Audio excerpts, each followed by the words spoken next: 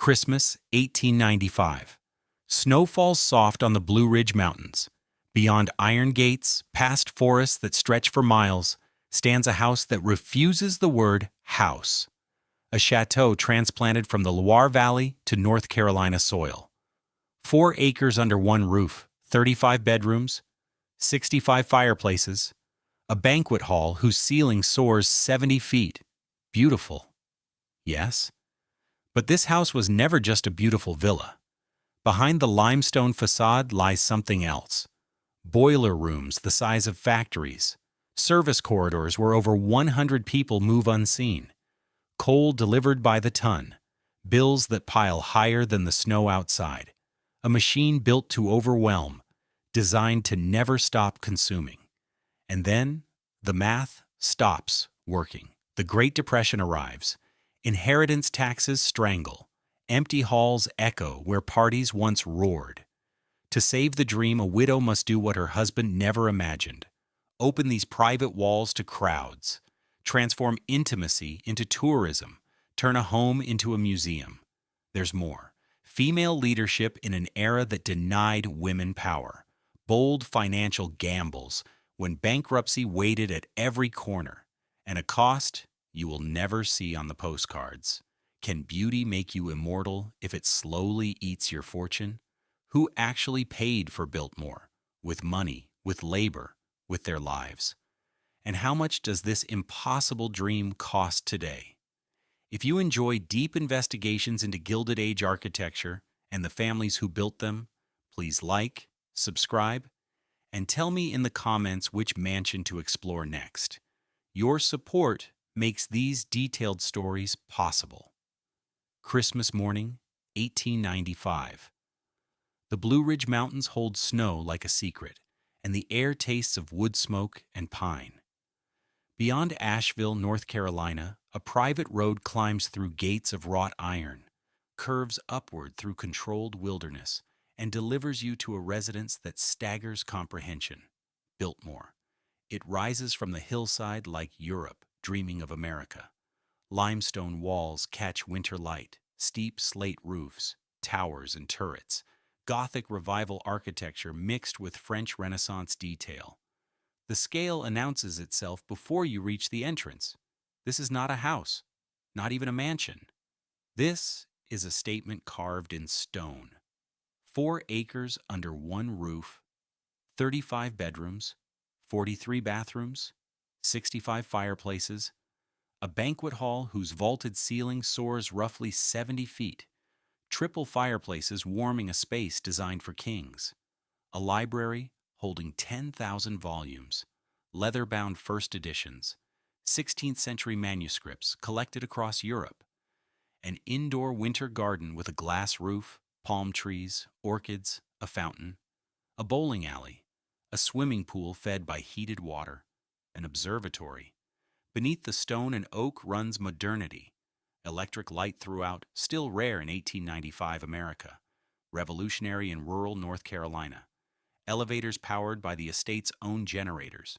Central heating from massive coal-fired boilers. Refrigeration rooms. Fire alarm systems. Call buttons embedded in woodwork so guests need never raise their voice to summon service. Numbers signal magnitude. They do not deliver sensation. Stand in the entrance hall and look up. Limestone walls climb 3 stories. A barrel-vaulted ceiling carries carved oak and painted plaster detail, polished marble underfoot, stained glass filtering daylight into colors that don't exist in nature. The architecture is staged to overwhelm, to announce that you have entered something deliberately extraordinary.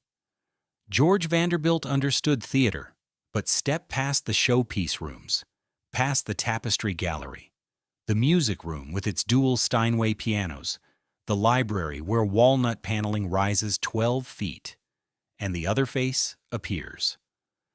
Behind the beauty lies infrastructure. Deep in the basement, boiler rooms burn coal to feed miles of pipes. Laundries run industrial washing machines. Storerooms hold linens, china, crystal, and silver in regimented order. The kitchens are not laid out for a family but for an operation. Multiple ovens, separate preparation areas for meat and pastry, industrial-scale refrigeration rooms, keeping food fresh before electric refrigerators became common.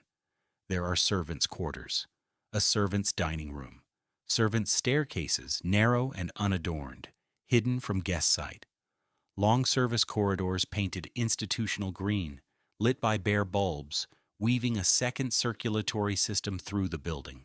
Staff move along these arteries unseen, so fires are lit before dawn. Water runs hot before anyone wakes. Breakfast appears the moment it is wanted. Biltmore employs well over 100 people: maids, footmen, cooks, laundresses, stable hands, gardeners, foresters, drivers, electrical engineers to tend the wiring and generators, plumbers for the intricate indoor plumbing, still rare in the rural South, carpenters, masons, glaziers. Maintenance never stops. Each position has purpose. Remove one and the mechanism falters. The cost of keeping Biltmore alive is heavy. Coal arrives by the ton. Provisions are purchased in bulk or produced on the estate's own farms. Wages go out every week, tens of thousands monthly, when the average American worker earned less than $500 yearly. A structure of this size always demands attention. Leaking slates, hairline cracks in plaster, a pipe that gives way during a cold snap. The heating plant alone requires daily monitoring and seasonal overhauls. This parallel world was designed to remain out of sight. Christmas of 1895 is a triumph. Music fills the winter garden. Garlands and candles dress the public rooms. Guests arrive by train from New York, Philadelphia, Washington. After dusk, the building glows with electric light, a beacon against the dark mountains visible for miles. For a handful of days, the dream feels whole. Under the celebration, quiet pressure gathers. The house is magnificent. And it is also a machine that eats resources at a pace difficult to sustain.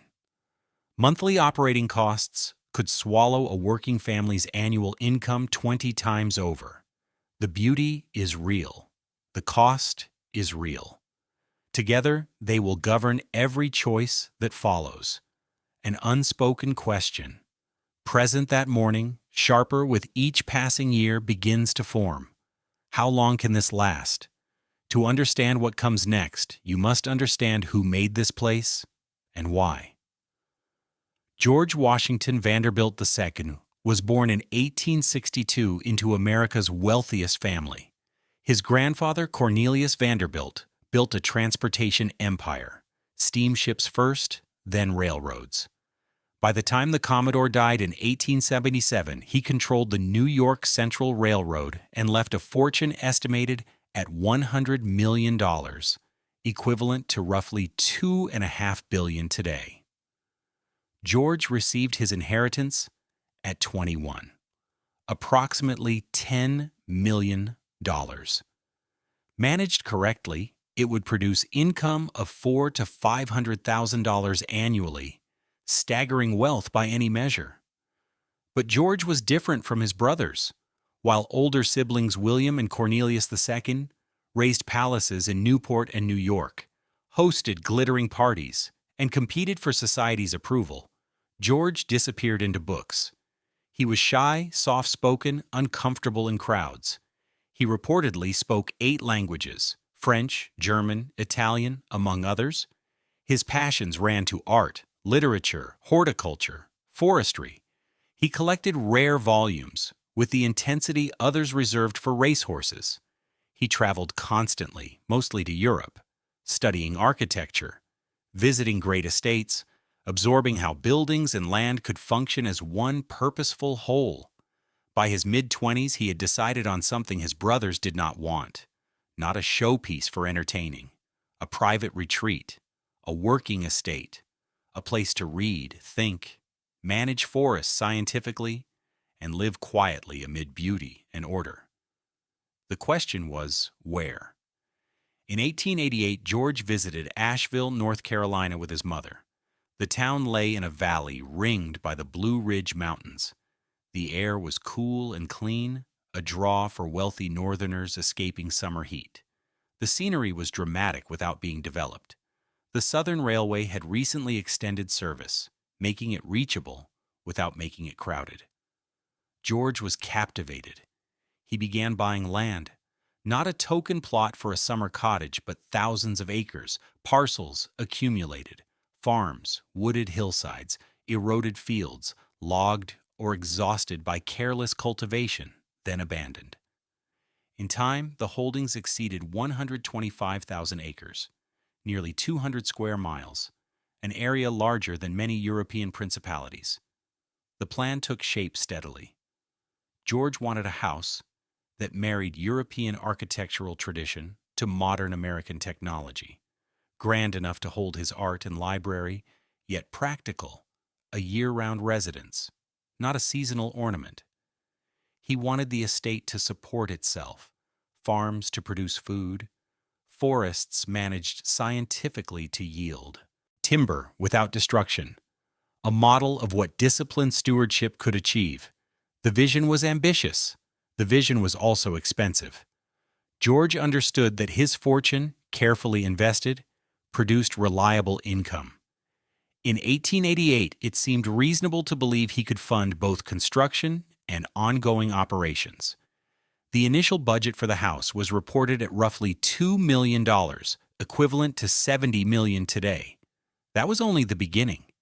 To bring the vision into the world, George needed expertise he did not possess: architects, a landscape mind, engineers, managers, people who could translate intention into stone, wood, water, roads, working systems. He turned to two men whose names would become inseparable from Biltmore's story.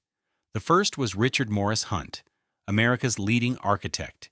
Trained at the École des Beaux-Arts in Paris, the first American to attend, Hunt designed mansions for New York's elite: the William K. Vanderbilt House on Fifth Avenue, the Breakers in Newport for George's brother Cornelius II. Hunt understood how to blend French Renaissance forms with modern construction, how to make old-world grandeur speak with American ambition. Hunt accepted the commission. He was 60 years old, at the peak of his profession. He would spend the next 6 years designing not just a house, but an integrated complex: stables, greenhouses, gatehouses, bridges, approach roads, every detail considered. Nothing left to chance. The second man was Frederick Law Olmsted, the landscape architect who designed Central Park, Prospect Park, the grounds of the U.S. Capitol. Olmsted was 66 when George approached him. He saw Biltmore as his final great work, a chance to demonstrate that landscape architecture could heal damaged land and create beauty that served both aesthetics and ecology. Olmsted surveyed the property and delivered difficult news. Much of the land George had purchased was ravaged: clear-cut forests, eroded slopes, exhausted soil. Creating the pastoral beauty George imagined would require massive intervention: replanting, terracing, redirecting water, building roads. It would take decades. It would cost a fortune. George did not flinch. He told Olmsted to proceed. Ground breaks in 1889. The work begins not with ceremony, but with logistics. To build a house this size in rural North Carolina requires infrastructure that does not yet exist. A private railway spur is constructed to bring materials directly to the site. A brick kiln is built on the property. Biltmore will need millions of bricks for interior walls and service areas. A woodworking factory is established to mill lumber and craft the intricate paneling, doors, and trim. At peak construction, the workforce exceeds 1,000 men. Their names survive in payroll ledgers kept in the estate's archives. Domenico Russo, master mason, age 42, from Carrara, Italy, the same region that supplied marble for Michelangelo. James Whitfield, lead carpenter, 51, trained in Edinburgh. Otto Bergman, stone carver, 29, from Bavaria, hired for his skill with limestone detail, and hundreds more. General laborers earning $1.50 per day, fair wages for 1890, but brutal work. Moving stone, mixing mortar, hauling materials up scaffolding that climbs 70 feet, no safety regulations, no workers' compensation. Injuries are common. Deaths occur. Records note one fatality during construction. The name is not preserved, but the circumstance is a laborer falls from scaffolding while working on the roof. He dies before a doctor arrives. Burial at estate expense. No family found. This absence haunts the archive. The materials tell a different story, one of global sourcing and staggering expense. Limestone for the exterior walls is quarried in Indiana, the same Bedford limestone used for the New York Public Library and the Pentagon. It is cut to specification, loaded onto rail cars, and shipped south, thousands of tons. Oak for the floors and paneling comes from estate forests, but the finest walnut and mahogany are imported. Marble for fireplaces arrives from Italy. Tiles for the roof are slate from Virginia, laid in intricate patterns. Glass for the conservatory roof is shipped from Belgium in crates of sawdust.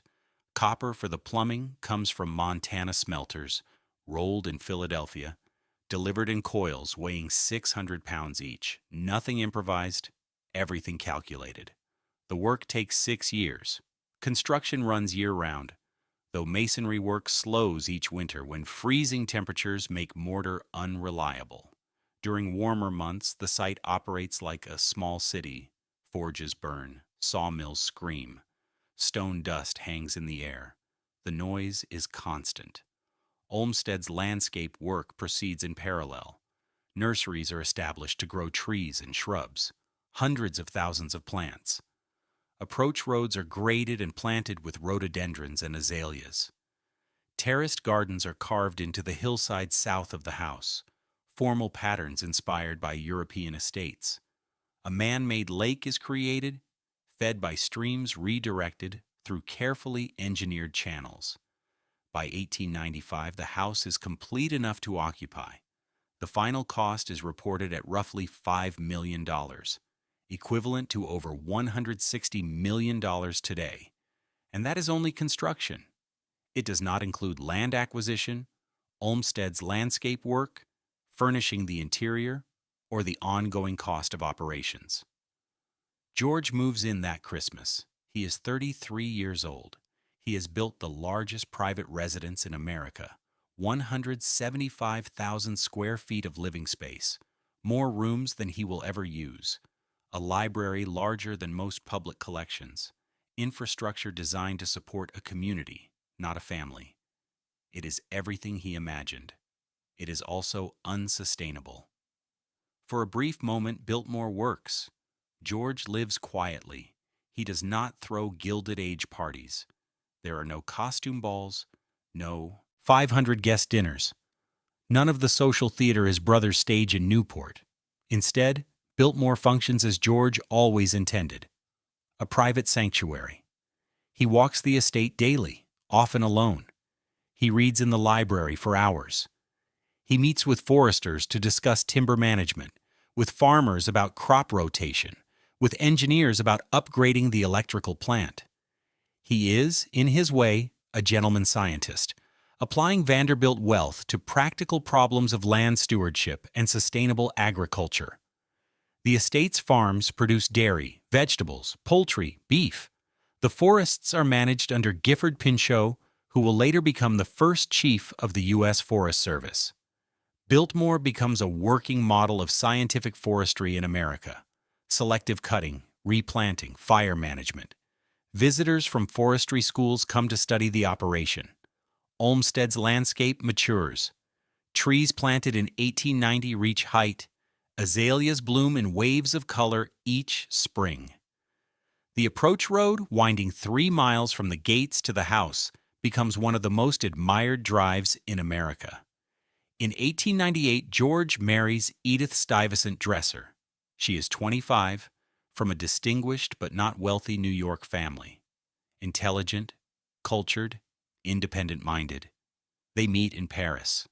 The courtship is quiet. They marry at the American Cathedral and honeymoon in Europe before returning to Biltmore. Edith brings life to the house. She manages the household staff with competence George never possessed.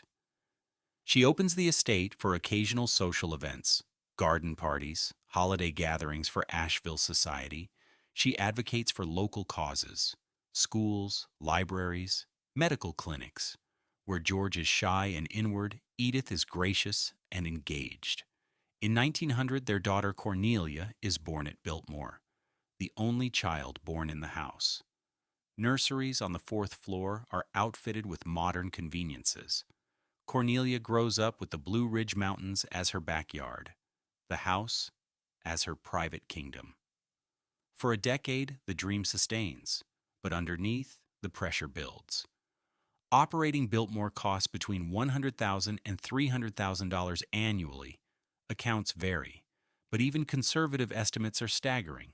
Coal for heating, wages for staff, maintenance of buildings, roads, equipment, taxes on 125,000 acres, insurance, repairs that never end. George's income, while substantial, is not infinite. Markets fluctuate. Investments underperform. The panic of 1907 shakes financial foundations across America, and George, unlike his brothers, has sunk millions into an asset that produces no income. Biltmore is not a business, it is a cost center. By 1910, the estate begins to contract.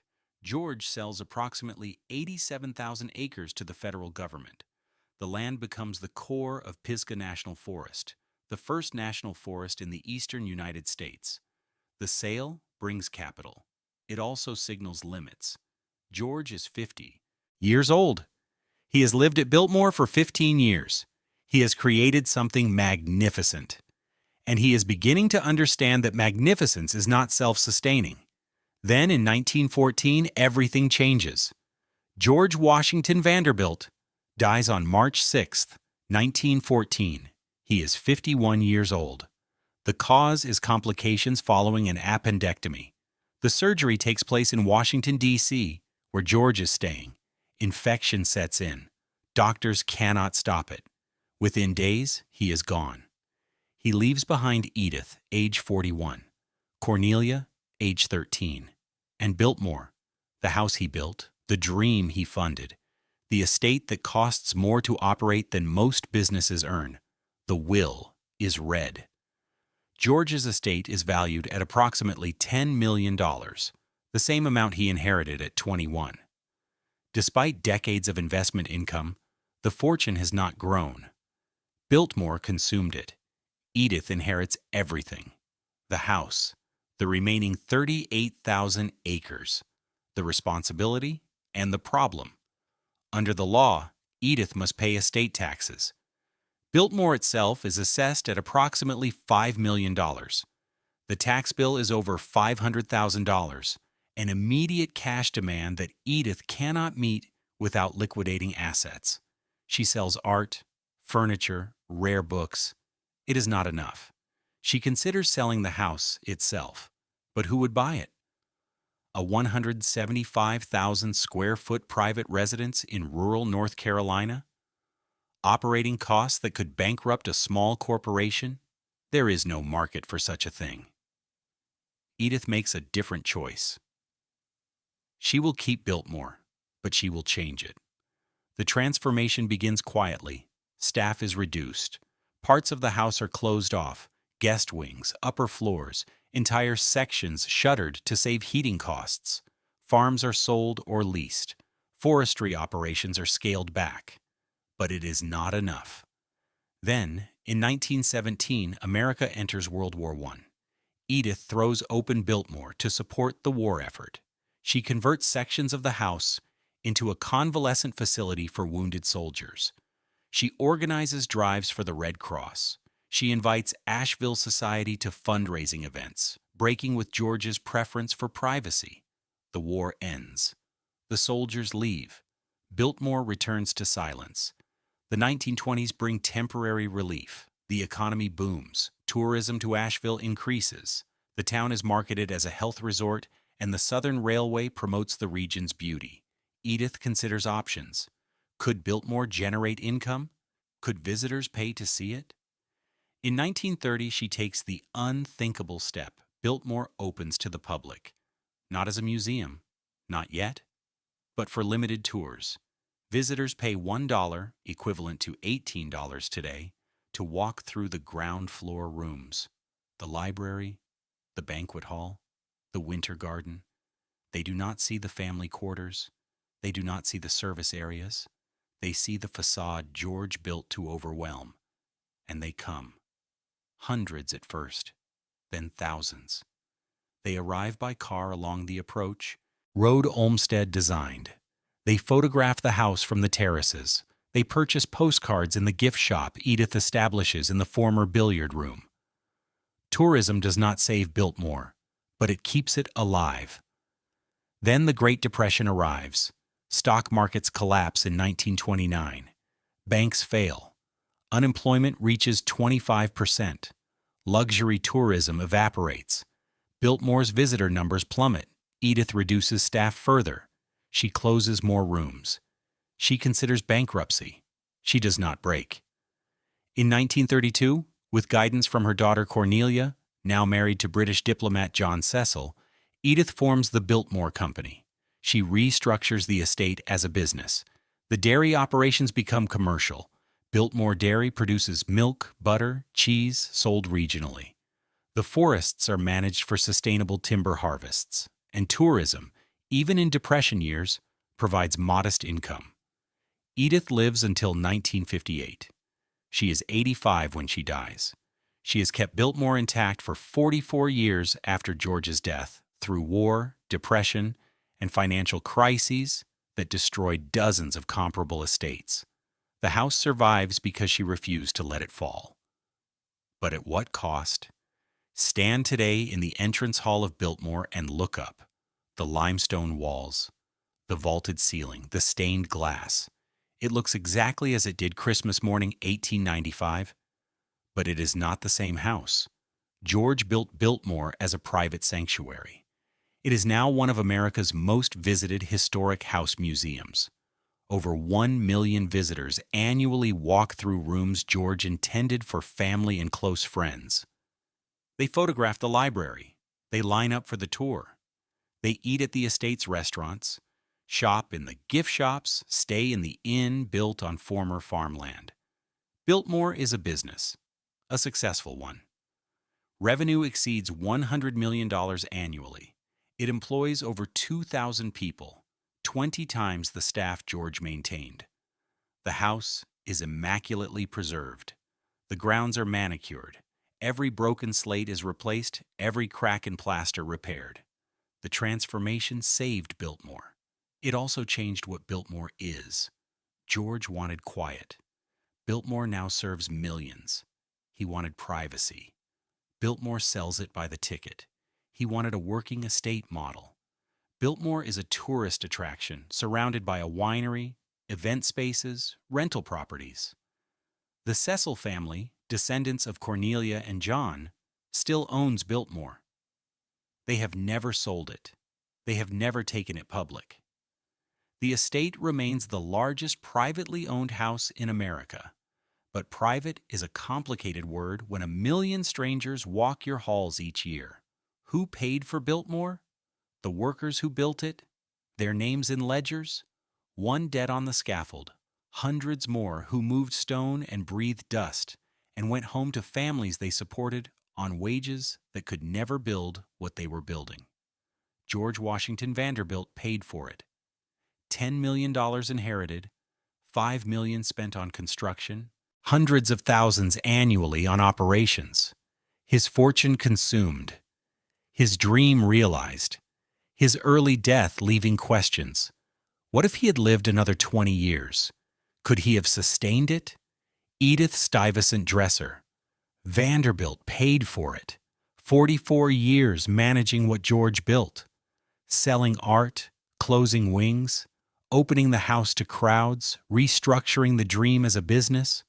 She saved Biltmore by transforming it into something George never imagined. Visitors pay for it. Every ticket sold, every glass of wine purchased at the winery, every hotel room booked at the inn. Tourism revenue funds, preservation. The house stands because people pay to see it, and the cost continues. Biltmore requires approximately $10 million annually in maintenance, roof repairs, stonework, plumbing, electrical systems, climate control for artwork, staff to clean 175,000 square feet, groundskeepers for 8,000 acres of maintained landscape. The beauty is not free. The beauty was never free. What is Biltmore? A house? Yes. But houses hold families, provide shelter, accommodate life. Biltmore was built for grandeur. It overwhelms before it comforts. A palace, perhaps? But palaces serve as seats of power, centers of government, symbols of authority. Biltmore served one man's desire for quiet and beauty. A museum? Now, yes. But museums are built to teach, to preserve culture, to serve the public. Biltmore became a museum to avoid bankruptcy. A business? Today, certainly. Revenue, employment, economic impact. But businesses are built to profit. Biltmore was built as a cost. The truth is simpler and stranger. Biltmore is a monument to the limits of wealth. George Vanderbilt inherited one of America's great fortunes. He spent it to build something beautiful. And beauty by itself was not enough. The lesson is plain. No house, however magnificent, sustains without adaptation. George built for permanence. Edith saved it through transformation. The Cecil family maintains it through commerce. Each generation pays differently, but the cost never stops. Biltmore survives because it learned to serve. Not George's vision of a private sanctuary, but the public's hunger to glimpse how the ultra-wealthy once lived. The house George built for quiet now welcomes over 1 million visitors annually. The dream adapted, or it would have died. Hundreds of Gilded Age estates did not adapt. They were demolished. Wood Lea in upstate New York, demolished 1940. Ochre Court in Newport, now Salve Regina University. The William K. Vanderbilt House on Fifth Avenue, designed by Richard Morris Hunt just before Biltmore, demolished 1926, replaced by a commercial building. Biltmore stands because Edith refused to let it fall, because the family chose preservation over liquidation, because North Carolina's tourism industry made the numbers work, because enough people want to see it to justify the cost of keeping it alive. But stand in the servants' corridors, narrow and painted green. Walk the staircases the staff climbed unseen. Imagine the coal dust, the laundry steam, the bellboards signaling demands from rooms above. Remember the man who fell from the scaffold. Remember the monthly costs that exceeded a working family's annual income. Remember that every stone in this house was placed by someone who would never live here, never read in this library, never stand in this entrance hall and marvel at the ceiling above. Beauty is not free. Grandeur is not innocent. How much does the dream cost? More than money. It costs vision, sacrifice, adaptation, and the humility to let great things live by learning to serve. George Washington Vanderbilt built the largest private residence in America. He built it for himself. It survives because it no longer belongs only to him. The gates still stand. The approach road still climbs. The house still rises from the hillside, catching light the way it did Christmas 1895. But listen closely. Underneath the beauty, you can still hear the machine.